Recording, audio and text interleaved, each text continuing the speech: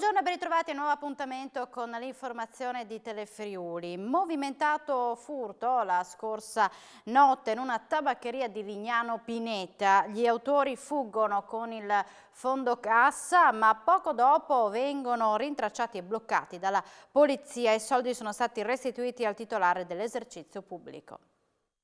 Fuggono col fondo della cassa contenente circa 300 euro, ma poco dopo vengono bloccati dagli agenti del commissariato di polizia locale.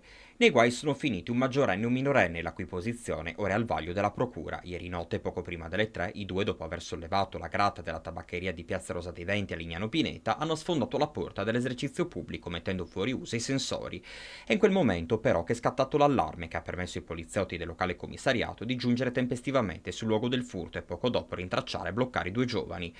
Con sé avevano ancora la cassa appena rubata con all'interno i soldi. Dell'episodio è stato prontamente avvisato il titolare della tabaccheria, Francesco Romano, che nel giro di pochi minuti è arrivato con la moglie in Piazza Rosa dei Venti. Accompagnato dai poliziotti nel commissariato di Lignano a sporgere denuncia, questa mattina si è presentato in questura Udine, dove gli è stato riconsegnato il maltolto. Attraverso la nostra emittente televisiva, il commerciante ha voluto pubblicamente ringraziare gli agenti per la tempestività dell'intervento e per la disponibilità e cortesia mostrati sin da subito nei suoi confronti. Questa mattina sciopero in tutti gli stabilimenti italiani della Wärtsilä contro la chiusura della produzione a Trieste, e proprio a Trieste la manifestazione più importante con oltre 1000 persone in piazza. Hanno messo il loro caschetto da lavoro o il loro cappellino aziendale a terra, perché così si sentono dopo la scelta di Wärtsilä di chiudere la produzione dei motori quattro tempi a Trieste, lasciando a casa 450 lavoratori diretti e oltre 400 dell'indotto. In 1000 hanno risposto all'appello dei sindacati FIOM, CGIL, FIMCISL e WILM, che hanno tenuto un presidio in Piazza della Borsa proclamando uno sciopero di 8 ore indetto in tutti gli impianti del gruppo in Italia. Oltre a Trieste ci sono Genova, Napoli, Taranto e Cuneo. Compatte le istituzioni presenti con il sindaco Roberto Di Piazza e l'assessore regionale Alessia Rosolin, che hanno ribadito di essere al fianco dei lavoratori in questa vertenza che si preannuncia complicata, dura e lunga e che mette sul piatto anche rapporti internazionali con la Finlandia. Sì, bisogna fare pesare la forza diplomatica, bisogna far pesare la nostra forza economica, il nostro ruolo manifatturiero, la storia che portiamo con noi.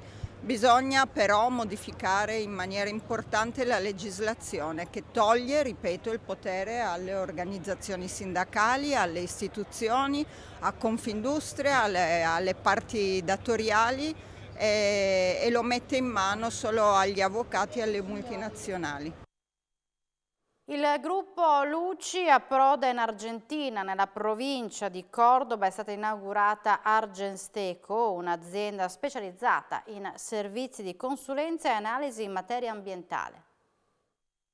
Si chiama Argensteco ed è la nuova figlia del gruppo Luci. Una figlia oltreoceano però, perché è stata inaugurata a San Francisco, nella provincia di Cordoba. Argensteco, che si occuperà di servizi di consulenza e analisi in materia ambientale, ha visto la benedizione del presidente Adriano Luci e del direttore tecnico di Gesteco Franco Corredige, che sono andati in Argentina per ufficializzare la fondazione della nuova società. Abbiamo basato la nostra esperienza sul lavoro acquisito in Europa con le piccole e medie imprese industriali, ha spiegato Adriano Luci, ponendo il focus sulla gestione integrale e corretta dei rifiuti.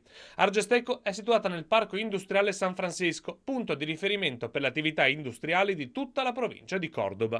Obiettivo a lungo termine è instaurare un rapporto con la pubblica amministrazione argentina. Il sindaco di San Francisco, Damián Bernarte, ha sottolineato l'importanza di lavorare sulla tematica ambientale in modo da definire gli impegni dell'immediato futuro con cittadini e industria.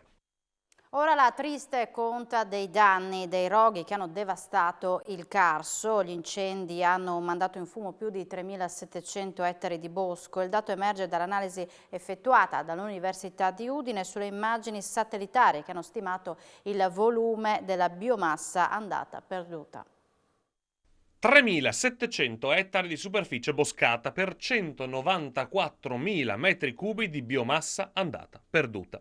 È carissimo il prezzo in termini naturalistici e ambientali del disastroso incendio che per una settimana ha imperversato sul Carso, tenuto con fatica a bada da centinaia di vigili del fuoco italiani e sloveni e volontari della protezione civile. La stima è stata effettuata dal gruppo di ricerca Ambiente e Territorio del Dipartimento di Scienze Agroalimentari, Ambientali e Animali dell'Università di Udine, che ha analizzato le immagini fornite dal satellite Sentinel-2 dell'Agenzia Spaziale Europea. La maggior parte di danni si è verificata in Slovenia, con il comune più colpito è di Miren Kostanievica, che ha visto bruciare oltre 2700 ettari di vegetazione carsica. Sul fronte italiano, il comune più danneggiato è Doberdo del Lago, con 406 ettari. Nelle aree interessate dagli incendi, prima dei roghi, il volume boschivo ammontava a 614.000 metri cubi ed il fuoco ne ha distrutto un terzo.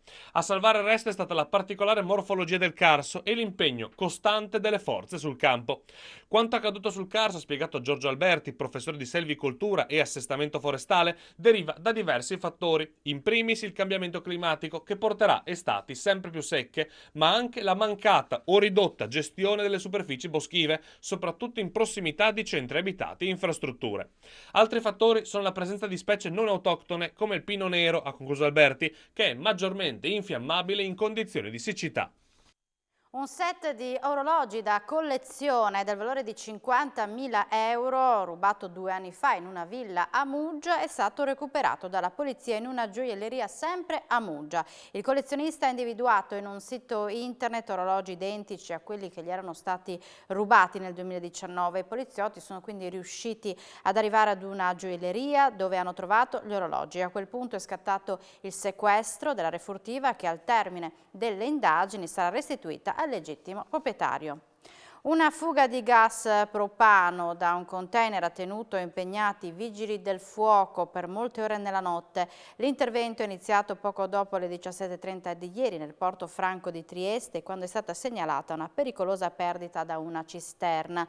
Eliminata la fuga, i vigili del fuoco per motivi di sicurezza hanno eseguito il travaso del propano in una seconda cisterna. Al termine dello spostamento della fase liquida, i pompieri hanno eliminato la rimanente parte gassosa contenuta nel container, facendola bruciare con apposite fiaccole. Nascondeva il rame appena rubato in un passeggino, facendo finta che sotto la copertina si trovasse un neonato. Una volta scoperto che invece c'erano pesanti matasse di rame, la ladra, una 34enne rumena, era stata denunciata. Nel corso del processo la donna aveva fatto perdere le sue tracce fino a quando è stata individuata da una pattuglia dei carabinieri di Aurisina in un pullman diretto in Romania. Deve scontare 6 mesi e 18 giorni di reclusione per furto aggravato.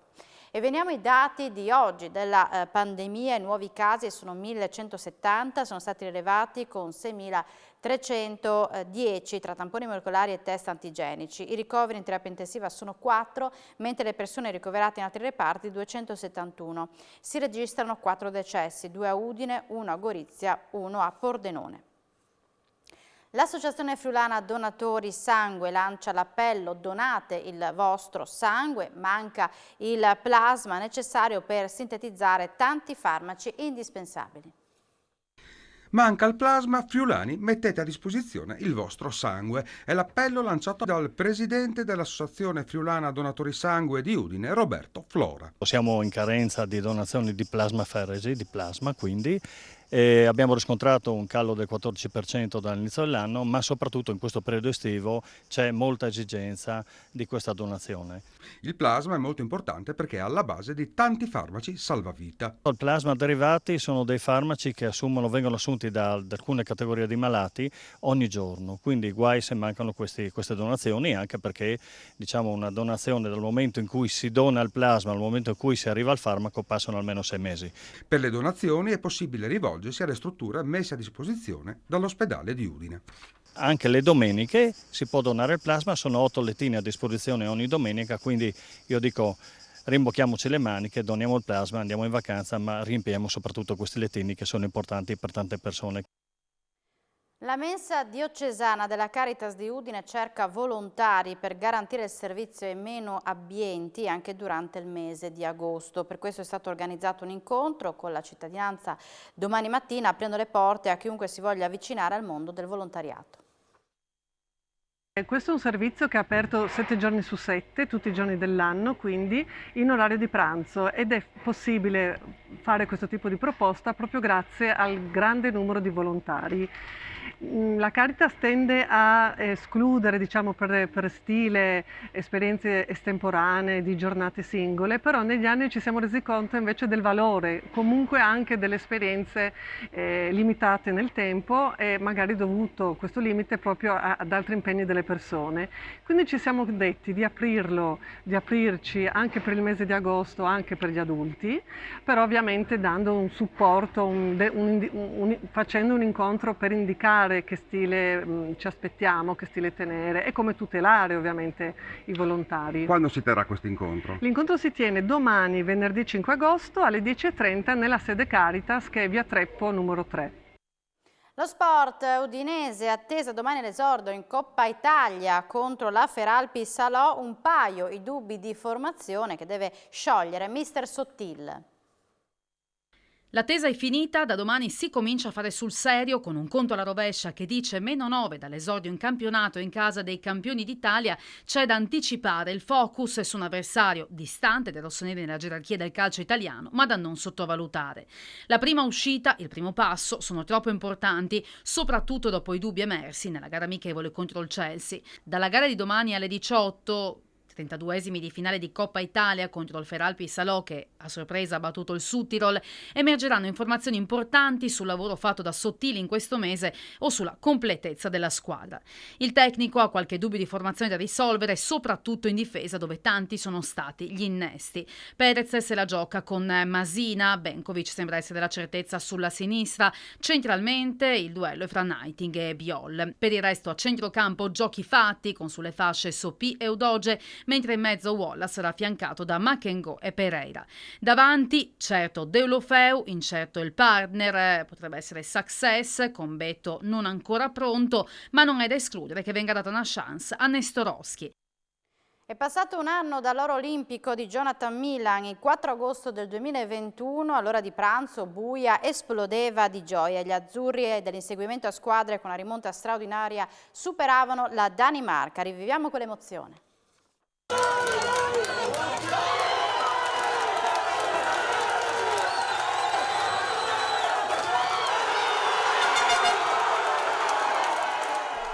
Sono le 11:15 del 4 agosto 2021 al Bar da Ugo per tutte le Olimpiadi, covo sempre più affollato dei tifosi del Toro di Buia, la festa che durerà poi almeno una settimana è appena cominciata. Sarebbe stata festa comunque anche per un argento, ma a un certo punto l'attesa era talmente alta che nella parte centrale della gara gli olè che accompagnavano ogni rilevamento cronometrico si erano un po' affievoliti. Sembrava troppo forte la Danimarca, sembrava spegnere il sogno. Non per quel quartetto, però non per Ganna, Milan, Lamone e Consonni. Giro dopo giro l'urlo tornava a salire, accompagnando una rimonta che annullava le distanze tra Tokyo e le colline friulane e che culminava in lacrime di gioia e campane a festa, e poi cori, il viaggio in pullman ad accogliere il campione, la festa in piazza raccontata da Telefriuli in diretta, una pagina di sport indimenticabile per Buia e per tutto il Friuli.